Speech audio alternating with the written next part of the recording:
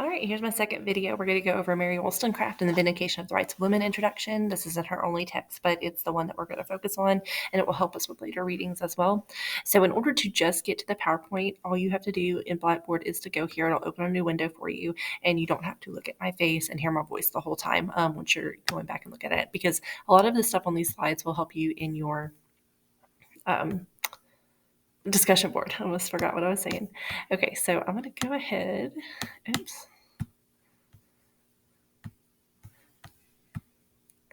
This bigger. Okay, so if you need the link to the reading, all you have to do is go right here, hit Control, click on that. It'll bring you straight to the reading. I'm also going to send this to you in Messenger, just in case those links don't work where I have them.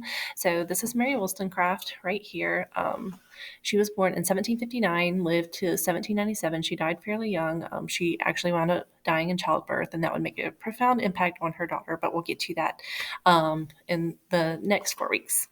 So in 1792, so 5 years before her death, she published her Vindication on the Rights of Women, an important work which advocating the equality of the sexes, so males and females, and the main doctrines of the latter women's movement that would come about over the next 200 years.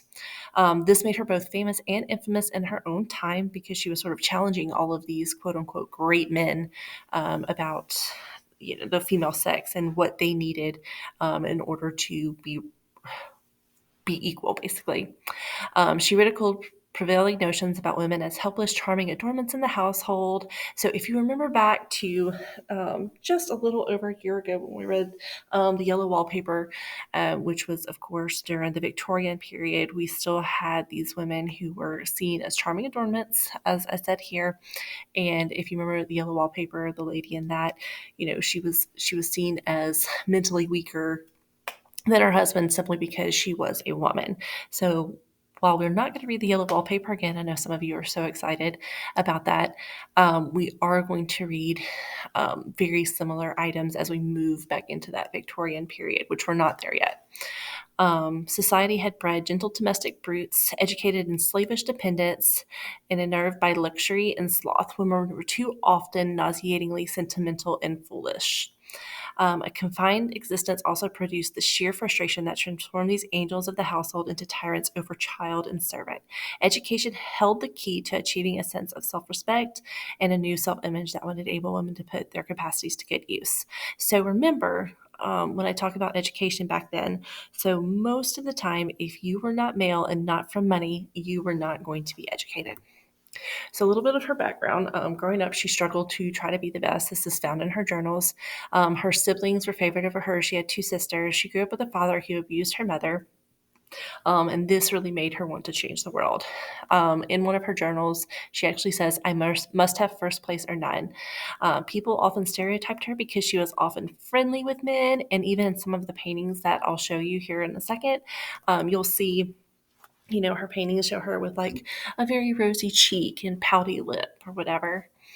She strived to get women's rights equal to men's, had limited formal schooling, but was primarily educated due to her persistence. Her family did have financial issues. As a young adult, she went homeless. I'll get more into that in a little bit. All right, so Wollstonecraft's time was the Enlightenment.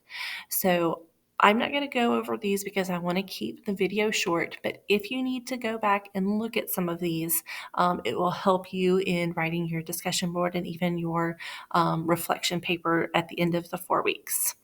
So these are the men of the Enlightenment period. So at first I had Thomas Hobbes. I'm not going to go over him.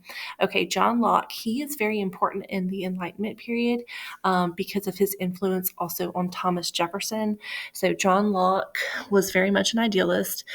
He did believe people were able to improve themselves and learn from experience. Remember, he wrote that it was their right, or people had natural rights, and that was life, liberty, and property. So very familiar to what Thomas Jefferson would write later in the Declaration of Independence: life, liberty, and the pursuit of happiness.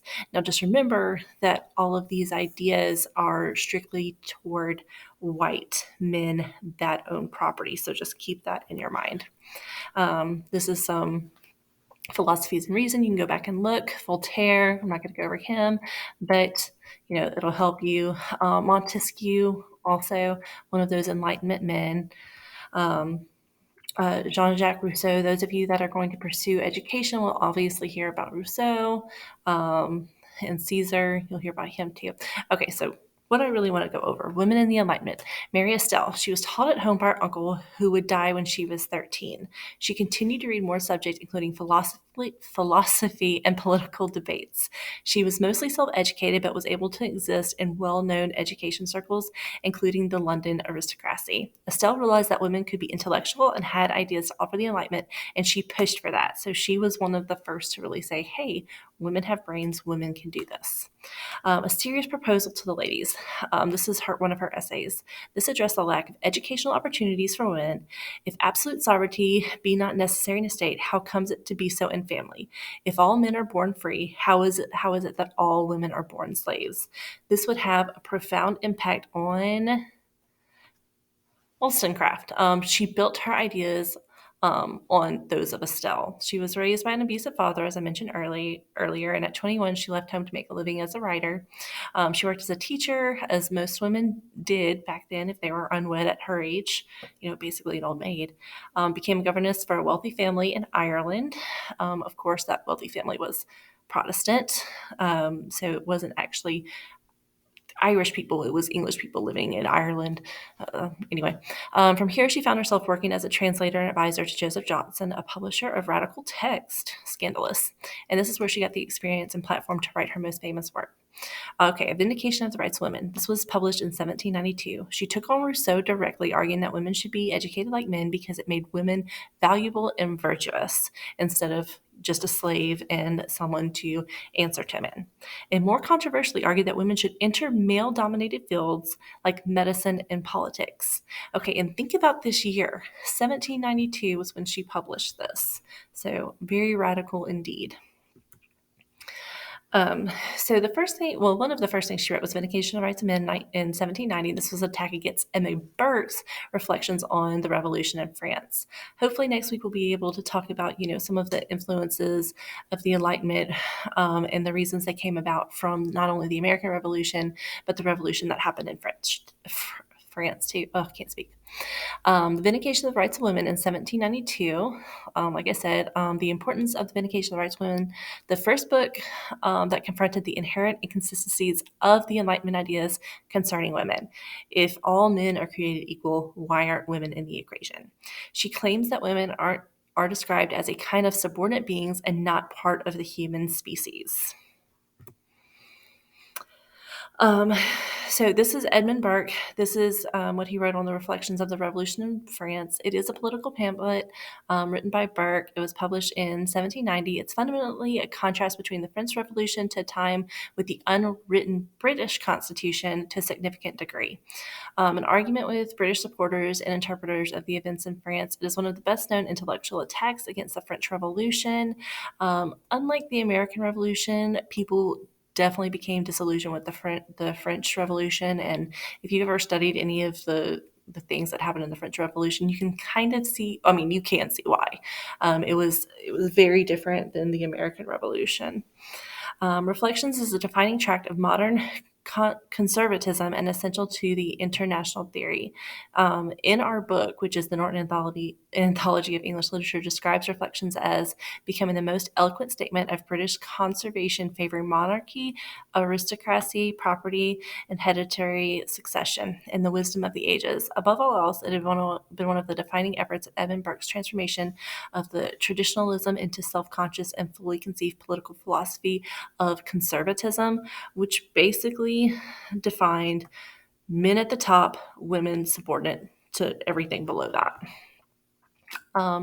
This is Rousseau. He also wrote about rights.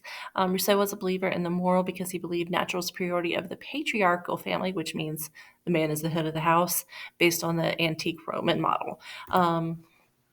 Basically, what Wollstonecraft did was she went up against all of these Enlightenment guys and said, hey, women should have rights too. This is one of the quote. These are two of my favorite quotes. I have quite a few, but I'm going to run out of time. I may be accused of ignorance, still I must declare what I firmly believe, that all the writers who have written on the subject of female education and have manners from Rousseau to Dr. Gregory have contributed to degrade one half of the human species and render women pleasing at the expense of every solid virtue. And that's in chapter 2. Speak to them the language of truth and soberness in a way and way with the lullaby strains of condescending endearment. So that is also one of my favorite quotes. All right, so that's the introduction. I will send you more of the chapters that I really want you to focus on, and I hope you guys enjoy it.